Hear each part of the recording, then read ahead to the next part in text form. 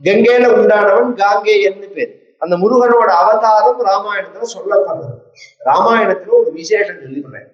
மற்ற புராணங்கள் மாதிரி ராமாயணம் கிடையாது. மற்ற புராணங்கள் ஊர்ல உள்ள எல்லா கதையும் சொல்லும். ராமாயணத்துல ராமரத்னம் இன்னொரு சரித்திரம் வராது. இன்னொரு கதை வந்ததுன்னா அது முருகன் கதை மட்டும்தான்.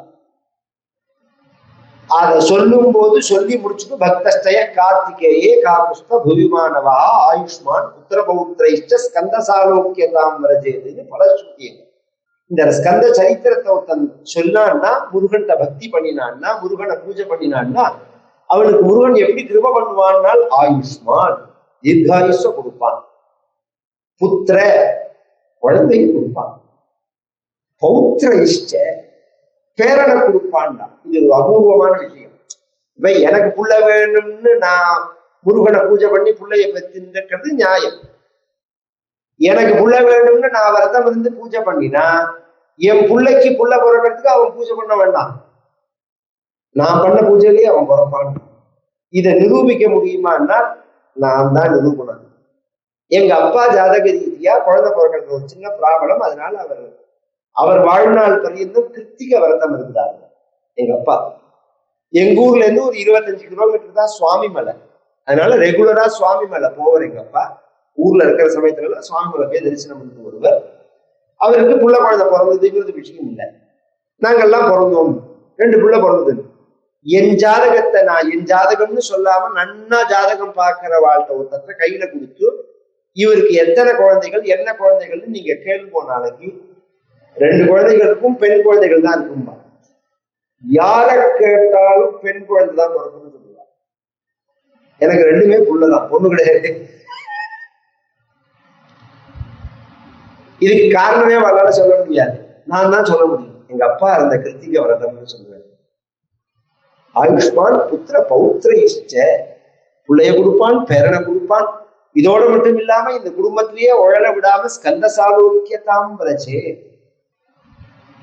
அந்திம காலத்துல பகவான் ஸ்கந்தபுரிக்கு அழிச்சுட்டு போவான்னு அந்த சரித்திரம் சொல்லி அங்கேருந்து வர வழியில விஷாலான்னு ஒரு நகரம், பழமையான நகரம். அங்க ஒரு ஆசிரமம் இருந்த அடையாளத்தோட இருக்க. இது என்ன ஆசிரமம்னு கேட்டார். இது கௌதமருடைய ஆசிரமம். இப்ப இல்லையா கௌதமர்னா இல்லைன்னா நம்ம என்ன பண்ண போறோம்னா, இது பரியந்தம் விஸ்வாமித்திரர் ஃபர்ஸ்ட், அப்புறம் ராமர், அப்புறம் லட்சுமணர், இப்படிதான் வருவார் நடந்து வரத்தே. சில இடங்கள்ல லட்சுமணனை குழந்தையா கடுமையா இருக்கிற இடத்துல லட்சுமணன் நடுப்புல விட்டுட்டு ராமர் பின்னாடி வருவார் பாதுகாப்புக்காக. சில இடத்துல 2 பேரையும் முன்னாடி நடக்க சொல்லி விஸ்வாமித்திரர் வருவார். விஸ்வாமித்திரர் மேக்சிமம் அப்படி வந்தது கிடையாது, விஸ்வாமித்திரர் தான் முன்னாடி வருவார். இந்த இடத்துல விஸ்வாமித்திரர் லட்சுமணன் நின்றுட்டு ராமரை மட்டும் பார்த்து நீ முன்னாடி நடந்து போனார். இந்த ஆசிரமத்துக்குள்ள முதல்ல நீ கால வை அப்படின்னா. ஏன் தாத்தான்னா ஒரு காரணமா தான் சொல்றேன், நீ கால வை அப்படின்னா ராமர் அப்படி எடுத்து காலை வச்சா, காலை வச்சு இப்படி தூக்குறார். காலை வச்சாருன்னு கூட சொல்ல முடியாது, காலை வச்சு தூக்குறார். அந்த ஒரு காத்தடிச்சு காலில் உள்ள புழுதி பறந்து முன்னாடி போச்சு. முன்னாடி போய் பட்ட உடனே அந்த இடத்துல ஒரு பெண் தோன்றினார். திடீர்னு முன்னாடி ஒரு பெண் தோன்றின உடனே 12 வயசு குழந்தையா இருக்கிற குழந்தையா இருந்தா என்ன பண்ணுவா? தாத்தா தாத்தா இது மாதிரி ஆச்சரியமா இருக்கு, ஒரு குழந்தை வருது, அப்படி ஒரு பெண்ணு வர அப்படின்னு தானே சொல்லுவாரு. அது மாதிரி ராமர் சொன்ன உடனே இப்படி ஏற இறங்க பார்த்தா. ஆச்சரியம்னு நீ சொல்றியா? இவ்வண்ணம் நிகழ்ந்த வண்ணம் இனி இந்த உலகுக்கெல்லாம் உய்வண்ணமன்றி மற்றும் ஒரு துயர் வண்ணம் உருவதுண்டோ? மைவண்ணத்து அரக்கி போரில் மழை வண்ணத்து அண்ணலேவும் கைவண்ணம் அங்கு கண்டேன் கால் வண்ணம் இங்கு கண்டேன். நீ சொல்லலாமா? உன்னை பத்தி எனக்கு தெரியாதா? உன்னோட பாதம் பட்டு இவள் ஆகியிருக்காள். என்ன தாத்தா சொல்றேன்? இவள் அகல்யேன்னு பேர். கௌதமருங்கிற இவருடைய கணவருடைய சாபத்தினால இப்படி ஆயிட்டார். உன் கால் பட்டத்தினால அவள் இந்த சாப விமோசனத்தை அடைஞ்சாள் அப்படின்னு உடனே ராமர் அப்படி திரும்பி அகல்ய பார்க்கிறார். அகல்ய பகவானை பார்த்து சொல்றாள், மைனாரி அப்பாவன பிரபு ஜகு பாவன ராவண ரிபுஜன சுகதாயி முனிஷாபஜோஹின் கா அதிபலஹீன் கா பரம அனுகிரகமே மானா. துளசிதாசனுடைய ராமாயணம். நான் ரொம்ப பாபி, என் பர்த்தா என்னை சபிச்சா, நான் பாவம் பண்ணிட்டேன்னு தான் இத்தனை நாள் நினைச்சிருந்தேன். என் கணவர் என்னை சபிச்சாருன்னு தான் நினைச்சிருந்தேன். என் கணவர் என்னை சபிக்கல ராமா, பரம அனுகிரகம் ஏமானா, எனக்கு பரமானுகிரகம் பண்ணினாருங்கிறத இப்பதான் நான் உணர்றேன். ஏன் அப்படின்னா 1000 வருஷம் அதிர்ச்சியா கண்ணுக்கு தெரியாம இருந்தா ராமாயணத்துல இருக்கு. ஆனா எல்லாரும் சொல்லும் போது அவ கல்லா இருந்தான்னு தான் சொல்றான். எப்படி வேணாலும் எடுத்துட்டு போட்டோம். 1000 வருஷம் இந்த இடத்துல இரு, ராமருடைய கால் பட்ட உடனே உன்னுடைய சாப விமோசனமாகும்னா கவனிச்சு கேட்கணும். 1000 வருஷம் இல்ல 10,000 வருஷம் இருந்தாலும் ஒரு கால் 5 வருஷத்திலேயே சாப விமோசனம் ஆனாலும் இதுல கிடைக்காத விஷயம் என்னன்னா ராமபாத ஸ்பரிசம்ங்கிறது. 1000 வருஷம் தபஸ் பண்ணினதுக்காக பகவான் நம்ம மேல காலை வச்சுருவாரா? நாம நினைச்சதுக்காக வச்சுருவாரா? அப்ப என்னை பார்த்து என் கணவர் சபிக்கல, அனுகிரகம் தான் பண்ணியிருக்கார். என் மேல ராமர் பாதம் படணும்னு அனுகிரகம் பண்ணியிருக்கார் அப்படின்னு சொல்ல கௌதமரும் வந்துட அவர் பக்கத்துல அவரும் யோக சக்தியினால தோன்றார். எந்த அகல்ய தோஷமானவள் வேண்டாம்னு சொல்லிட்டு போனாரோ அந்த அகல்ய பக்கத்துல தோன்றின உடனே ராமர் இப்படி அவர் ஆச்சரியமா பார்த்தார். யாருங்கிற மாதிரி, நான் அகல்ய ஆத்துக்காரர், இவர் இந்த அகல்யோட ஆத்துக்காரனா அப்படின்னு அறிமுகப்படுத்திக்கிறார். ஏன்னா அந்த மாதிரி பாக்கியம் பகவான் பூஜை பண்ணிட்டு எல்லாம் நின்று பேச வேண்டிய இடம், எனக்கு டைம் இல்லை. ஏகப்பட்ட பேர் பேசியிருக்கான் இந்த இடத்துல. அகல்யாச்சா விமோசனத்தை பத்தி பேசாதவாலே கிடையாது. ஏன்னா ராமாயண அஜாமில சரித்திரம் எப்படி பாகவதத்துல ஹார்ட் பாயிண்டோ அது மாதிரி ராமாயணத்துல அகல்யா சாப விமோசனம் தான் பிரதான இடம். பதித பாவனன்னு நீங்க சொல்றமே இந்த ஒரு வார்த்தைக்கு இந்த சரித்திரம் தான் மூலம். வேற எந்த தெய்வத்துக்கும் அந்த வார்த்தை கிடையாது. பதித பாவன சீதாராம் அப்படின்னு சொல்றது தேவை. வேற எந்த பகவானோட நாமாவையாவது பதித பாவனன்னு சொல்றோமா? நம்ம பதிதன்னா என்ன அர்த்தம்னா கீழே விழுந்தவன் அர்த்தம். சாஸ்திரங்கள்ல இருந்து நழுவி விழுந்தவன் பிரட்டன் பதிதன்னா அவனுக்கு பரிகாரமே கிடையாது. நான் இப்படி இருக்கணும்னு சாஸ்திரம் சொல்றதே அதை நான் மீறி நடந்தேன்னா எனக்கு பரிகாரம் கிடையாது. அப்படி உள்ளவர்களையும் கரையேற்றக்கூடியதான ஒரு தெய்வம் ராமன் அப்படிங்கிறத காண்பிச்சா. கிளம்பி மிதிலைக்கு போனா மிதிலைக்கு முன்னாடி அவுட்டர்லயே பெருசா ஒரு யாகசாலை வச்சிருக்கான் ஜனகன். அந்த யாகசாலைக்குள்ள போனால் விஸ்வாமித்திரர் வந்தாருன்னு உடனே அவரை பூஜை பண்ணி அர்க்கியம் பாத்தியம் ஆச்சமணியம் எல்லாம் பண்ணி விஸ்வாமித்திரரோட கூட இருக்கிற இந்த குழந்தைகள் 2 பேரையும் பார்த்தான். இவன் 2 பேரும் யாருன்னு கேட்டான். இவன் குமாரோ பத்ரந்தே தேவதுல்ய பர. விஸ்வாமித்திரர் வாயை திறக்கல. அதுக்குள்ள அவன் கேட்கறான், இதெல்லாம் எங்க தாத்தா சொல்லிட்டே வருவார், ராமாயணமே நம்ம கதைங்கிறது.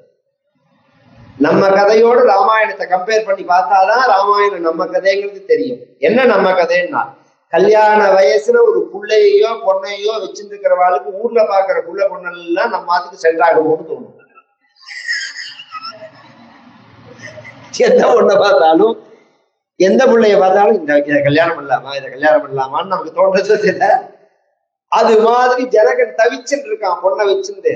அதனால இந்த பிள்ளைய பார்த்த உடனே இது யார் அப்படின்னா அவன் எண்ணத்துல கேட்கிறாங்கிறத புரிஞ்சுட்டார் விஸ்வாமித்திரர். இப்ப இவரை பத்தி சொல்லணும். என்ன சொல்லணும்? இவர்கள் அயோத்தியாதிபதிகள். என்ன சொன்னார் விஸ்வாமித்திரர்னு சொல்லுகிறார். அயோத்தியாதிபதிகள் தசரதகுமாரர்கள் ராஜபுத்திரர்கள் என் யாகத்தை ரட்சிச்சார்கள், ராட்சசர்களை சம்ஹாரம் பண்ணினார்கள், அகல்யும் கௌதமரையும் சேர்த்து வச்சா, இப்ப உன்னோட தனுஷ பாக்கிறதுக்காக இங்க வந்திருக்கார் அப்படின்னு சொன்ன விஸ்வாமித்திரர் இத்தனை கதை சொன்னவர் தாடகாவதத்தை சொல்லவே இல்லை. தாடகைய ராமர் வதம் பண்ணினாருங்கிறது தான் ஃபர்ஸ்ட் ராமரோட வாழ்க்கையில அரங்கேற்றம்ங்கிறது தாடகாவதம் தான். முதல்ல கையில வில்லு எடுத்துட்டு அரங்கேற்றம் பண்ணிடுது தாடகாவதம்.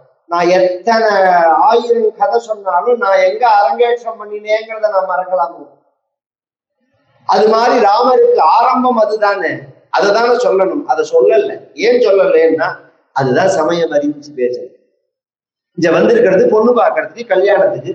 அந்த இடத்துல இப்பதான் ஒரு பொண்ணை கொண்டுட்டு வந்திருக்காருன்னு சொன்னா குடுப்பனா பொண்ணு எங்க இருக்கோம், என்ன பேசுறோம், என்ன பேசணும், அந்த நிதானம் வேண்டாம? ஒண்ணுமே சொல்லாம இருக்கிற தேவை 1000 கொஸ்டின் பண்றா. ஐட்ல ஒர்க் பண்றேன்னா நீ என்ன சீட்ல உட்காந்துருக்கியா, பெஞ்சில் உட்காந்துருக்கியா, ஓரத்துல உட்காந்துருக்கியா, நிமிந்து உட்காந்துருக்கியா, இத்தனை கேள்வி கேட்கிறா. அதை கிராஸ் செக்கிங் வேற பண்ணிக்கிறா. அதெல்லாம் நியாயம்தான். அவா கவலை நியாயம்தான். இதுல ஏதாவது பொண்ணை கொண்டாருன்னா கொடுப்பனா? மூத்த மாட்டு பொண்ணை சரியா நடத்தாத குடும்பத்திலேயே அடுத்த பிள்ளைகளை கல்யாணம் ஆக மாட்டேங்கிறது. அந்தாமா அந்தாத்துல போய் பொண்ணு கொடுப்பாளா யாராதுங்கிற? அப்படி இருக்கிறதே ஜாக்கிரதையா பேசினார். யாகத்தை முடிச்சுன்னு வந்தா, சபைக்கு வந்த உடனே, அரண்மனைக்கு வந்த உடனே, நீ சிவதனுஷ காமின்னா அவன் சொன்னா, அந்த சிவதனுஷ நான் எப்படி வச்சிருக்கேன்னா ஒரு பணயமா வச்சிருக்கேன்.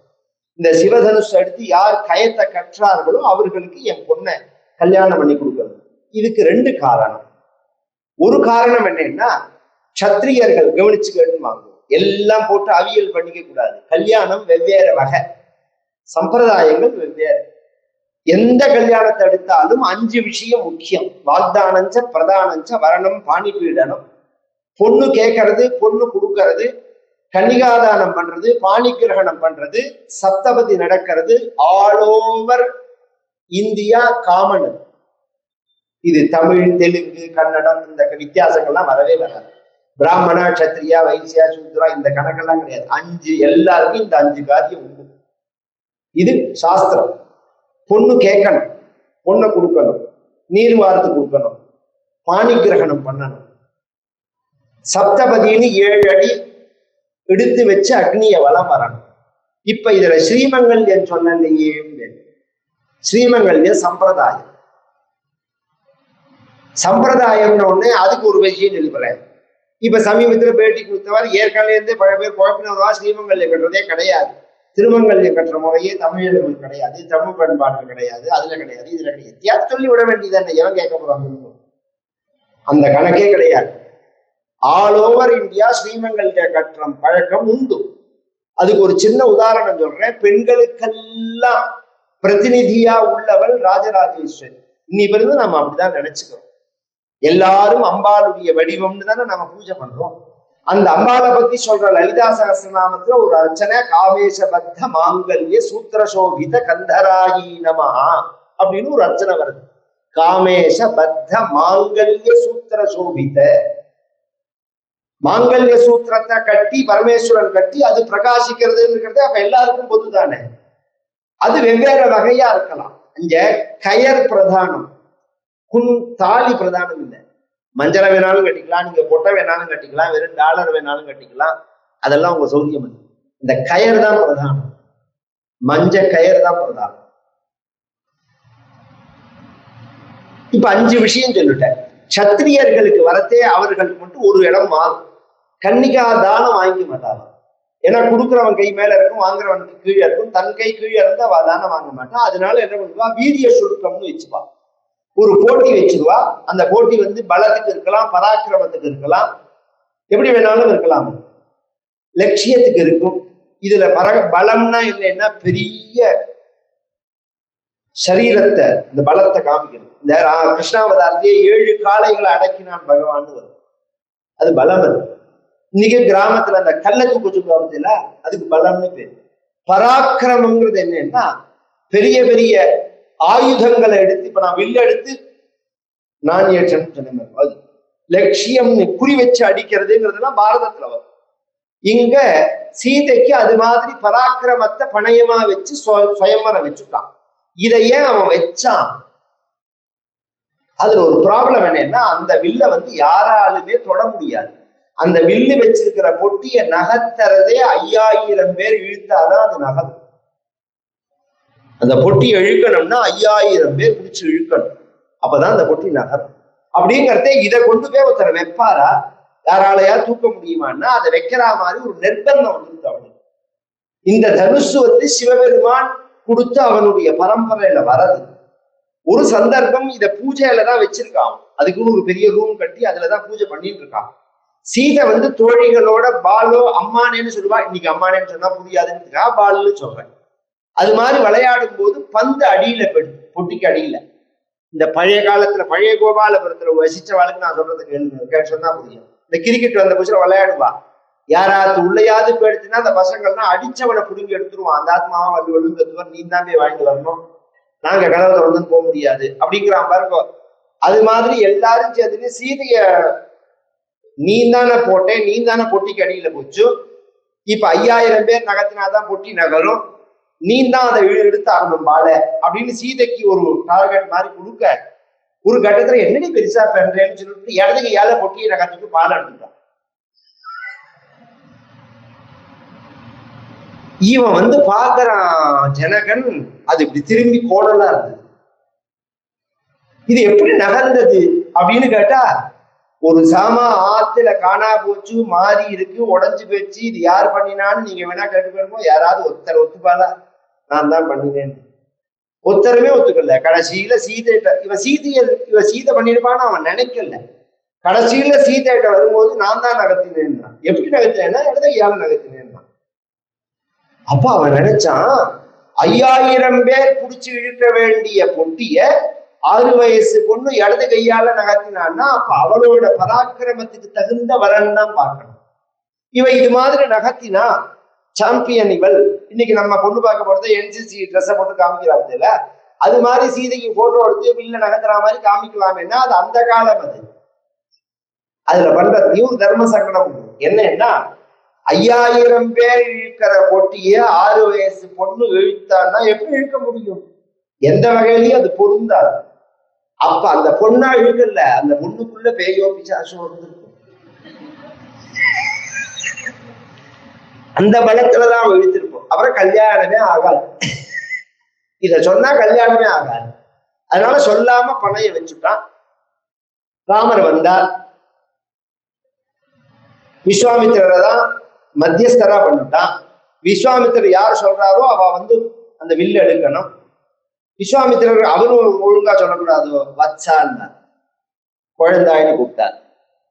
அண்ணா தம்பி 2 பேர் இருக்கிற இடத்துல குழந்தாயின்னு கூப்பிட்டா அண்ணா வருவாளா தம்பி வருவாள்? தம்பி தான் வருவான். நேர லட்சுமண சுவாமி வில்லுகிட்ட போயிட்டார்.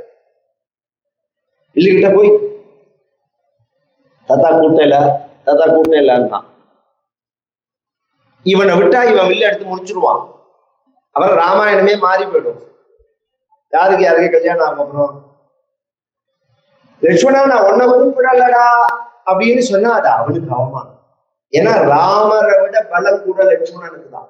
இந்த பின்னாடி சுந்தரகாண்டத்துல ஜெயத்யதி பலோ ராமஹா லக்ஷ்மணஸ்ட மகாபலஹா அப்படிங்கிறார். ராமரோட பலத்தை கூட அளவு வச்சு அளந்துடலாம். லட்சுமண சுவாமியோட பலத்துக்கு அளவே சொல்ல முடியாது. அவனை கூப்பிடலன்னு சொன்னா அவனை அவமானப்படுத்துற மாதிரி ஆயிடும். அந்த இங்கிதம்னு பேரு. அம்மா லட்சுமணா கூப்பிட்டேன்னா என்னதுக்கு தாத்தா அப்படின்னா அவனுக்கு தெரியாது. இதுக்கு வெளில உடைச்சா கல்யாணம் ஆகுங்கிறதுலாம் அவனுக்கு தெரியாது. இல்ல உடைக்கணும் போட்டின்னு வந்துடுதுன்னு வச்சுக்கோங்களேன். அண்ணனாவது தம்பியாவது அப்பாவாது. போட்டின்னா நாம தான் விளையாடி இருக்கணும். இந்த ஒரு வேகம் வரணும் யாரா இருந்தாலும் வாழ்க்கையில. அப்பதான் ஜெயிக்க முடியும்.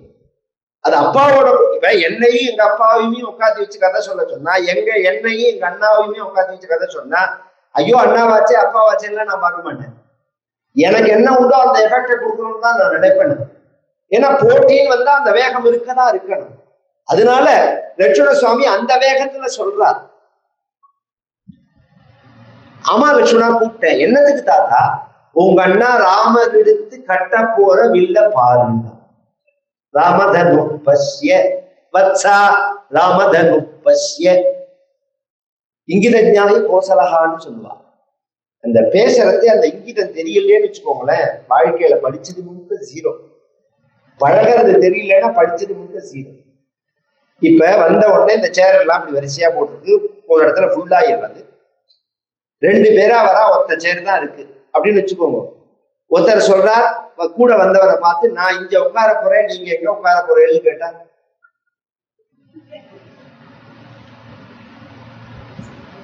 அதுக்கு என்ன அர்த்தம்? நீ இங்க உட்கார கூடாதுன்னு அர்த்தம். நான் இங்க உட்கார போறேன், நீ இங்க உட்கார போறேன்னு கேட்டா அது மாதிரி ராமர் எடுத்து முதிக்க போற வில்லுன்னா நீ தொடக்கூடாதுன்னு வந்துட்டான். திரும்பி வத்சான்னு தனியா கூட்டத்தினாலதானே இந்த கன்ஃபியூஷன் வந்ததுங்கிறதுக்காக வத்ச ஒரே ஸ்லோகத்துக்கு இத்தனை அர்த்தம். சம்ஸ்கிருதத்துல பதம் பிரிக்கிறதுனால வத்சராம தனுப்பஸ்ய இது ராகவம் அப்ரவீத் அப்படிங்கிற ஸ்லோகம். வத்சா ராமதனுப்பஸ்ய வத்சராமா தனு பசிய அப்படிங்கிறார். ராகவன்கிறது ராமனையும் சொல்லும், லட்சுமணனையும் சொல்லும், பரதனையும் சொல்லும். பின்னாடி பரதன் 100 தடவை சொல்ல போறார் ராமர் சங்கத்துல எல்லாம். உடனே ராமர் வந்தா அப்படி நடந்து வந்த அழக சொல்றார் கம்பன். மாக மலர்களும் மால் விடையும் பொன் நாகமும் நாகமும் நாண நடந்தான். அப்படி எழுந்தது சிம்மம் மாதிரி எழுந்தினான், நடந்தது கால மாதிரி நடந்தான், நின்னது மலை மாதிரி நின்னான், வில்ல எடுத்தது யானை மாதிரி எடுத்தான், கையால் எடுத்தது கண்டனர், இற்றது கேட்டாக. அந்த சப்தம் புரிய அந்த கையை எடுத்து அந்த வில்ல எடுத்ததுதான் அங்க உள்ளவாள்லாம் பார்த்தா. அதை போய் கட்டுறதுக்குள்ள வில்ல அந்த ராமர் பிடிச்சு இழுத்த அந்த டெம்பர்ல வில்ல முடிஞ்சு போயிடுது. பிரம்மாண்டமே வெடிச்சா மாதிரி சப்தம். 6 பேரை தவிர எல்லாருமே மயக்கத்தை அடைஞ்சுட்டான்.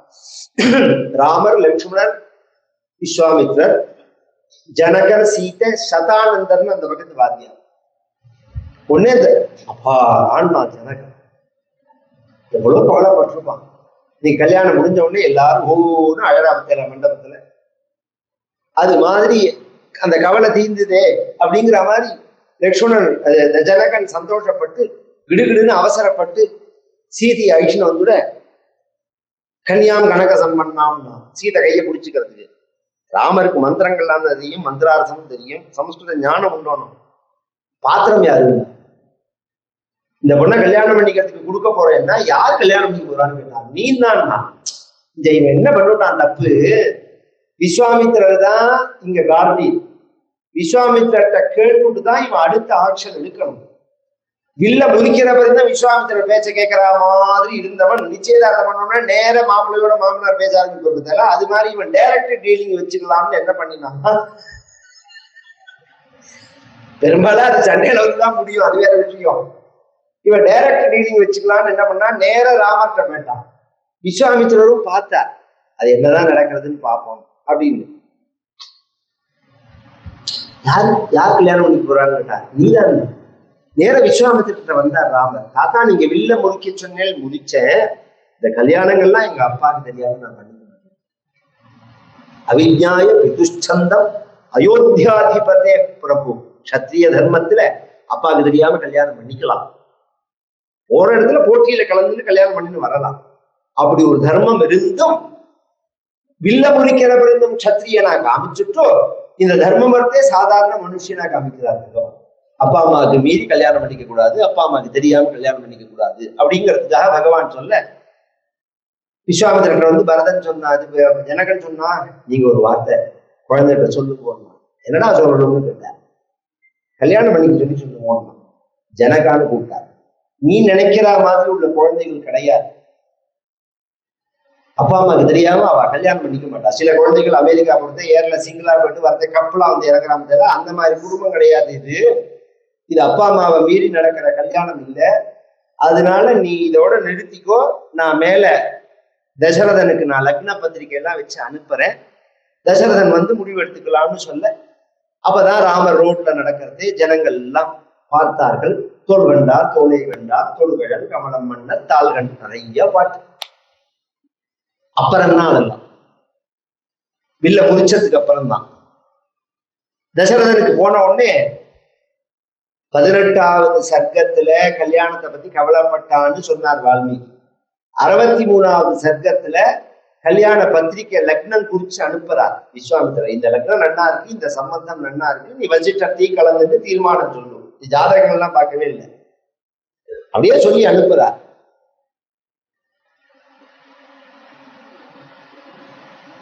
இந்த 18லேருந்து 63 பரியந்தம் நடுப்புல ஒரு இடத்துல கல்யாண கவலையை நிறுத்திட்டு விஸ்வாமித்திரரை வரவேற்ற தசரதன் விஸ்வாமித்திரரோட ராமலட்சுமணர்களை அனுப்பிச்சுட்டு மேல கல்யாண கவலையை கண்டினியூ பண்ணினான்னு இருக்கணும்.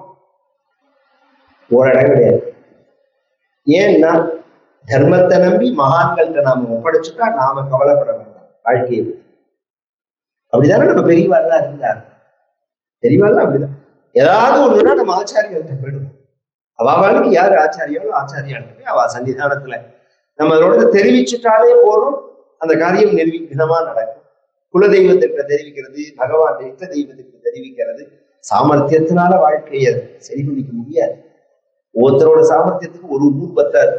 எல்லாரும் அப்படி சாமர்த்தியம். பிறந்த குழந்தைக்கு என்ன சாமர்த்தியமா இருக்கு? என்ன பாடாப்படுத்துறது?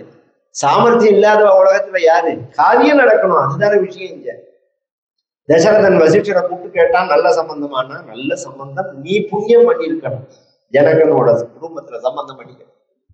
கிளம்பி அவர்கள் வர, வந்தவர்கள் எல்லாம் மரியாதையோட வரவேற்று ஜனகன் பூஜை பண்ணி சமாவர்த்தனம்னு ஒரு காரியம், இந்த பிரம்மச்சரியத்தை ரத்து பண்றது, அந்த காரியத்தை பண்ணிட்டு கல்யாணத்துக்கு தயாரா இருக்க.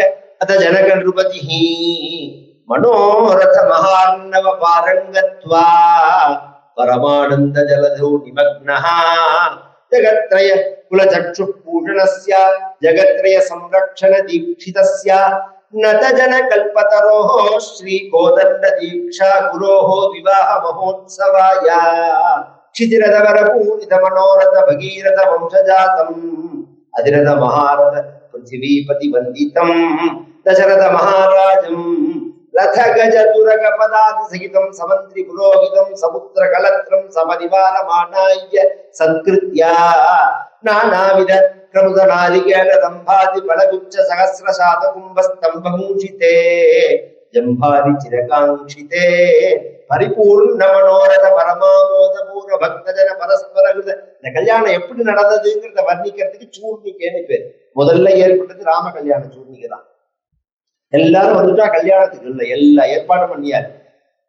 எல்லா இடத்துலயும் வாழை கொலை, தென்னங்கொலை, ஈச்சங்கொலை, பனங்கொலை, இதெல்லாம் எதுக்கு கட்டுறது அப்படின்னா, இப்படி கொத்து கொத்தா ஜனங்கள் வாழணுங்கிறதுக்காக. வாழை மரம் வாழையடி வாழையா வரும். எங்க பார்த்தாலும் மங்களமா இருக்கணும், எங்க பார்த்தாலும் ஜனங்கள் எல்லாம் புதுசு கட்டிக்கணும்.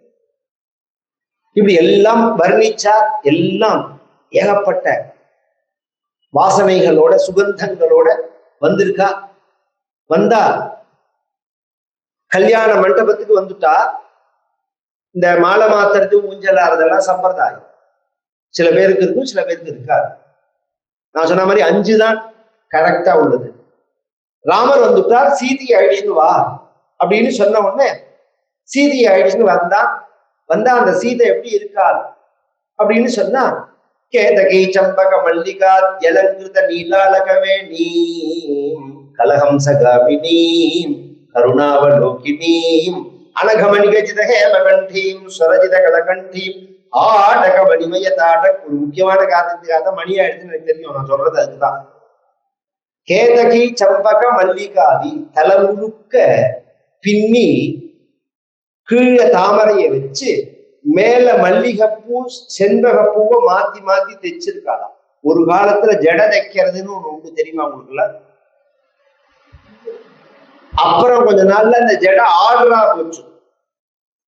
கல்யாணத்துல ஜடை ஆர்டர் கொடு அப்படின்னா, இப்ப கல்யாணத்துக்கு மகிமையே விரிச்சு போட்டுன்னு தான். கல்யாணமே எப்படி இருக்கணும்னா, நன்னா தினப்படி பின்னிக்கிற பொண்ணு கூட கல்யாணத்துக்கு வரதே விரிச்சு போட்டுன்னு வந்துடுறான்.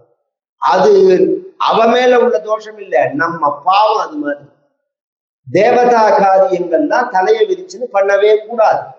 பிதிருக்காரியம் மட்டும்தான் தலையை விரிச்சுன்னு பண்ணணும். சிரார்த்தாதிகள்லாம் பண்ணும்போதுதான் தலையை விரிச்சு போட்டுன்னு பண்ணணும். தெய்வங்களுக்கு காரியம் பண்ணும்போது தலையை விரிச்சு போட்டுட்டே பண்ணக்கூடாது. அது ஆணா இருந்தாலும் சரி, பெண்ணா இருந்தாலும் சரி, முடிச்சிருக்கணும். நுனியில முடிச்சு இல்லாம பண்ணவே கூடாது. அது மாதிரி அலங்காரம் பண்ணி கொண்டு வர ராமரையும் வந்தா யஜுர்வேத சாகாத்யாயினீம் ஆங்கீரச ஆயாஸ்ய கௌதம த்ரயாரிஷேய பிரவரான்வித கௌதம கோத்ரோத்பவாம் திரிபுவனாதீஸ்வரீம் அநேக கோடி பிரம்மாண்ட நாயகீம் தத்வஸ்வரூபிணீம் சந்திரவம்சோத்பவாம் வேதிகர்போதிதாம். இத்தனை மகிமைகள்லாம் சொல்லி நான் ஸ்வர்ணரோம மகாராஜவர்மனோ நத்ரீம் ஹ்ரஸ்வரோம மகாராஜவர்மன பௌத்ரீம் ஜனக மகாராஜவர்மன புத்ரீம் ஸ்ரீ சீதா நாம்னி சாக்ஷான் மகாலட்சுமி ஸ்வரூபிணி விமாம் கன்யாம். இது 1வது வாத்தியார் சொல்லிட்டார் பிரவரம். வசிஷ்டர் விடுவதா அவர் ஆரம்பிக்கிறார். யஜுர்வேத சாகாத்யாயினே வாசிஷ்ட மைத்ராவருண கௌண்டின்ய த்ரயாரிஷேய பிரவரான்வித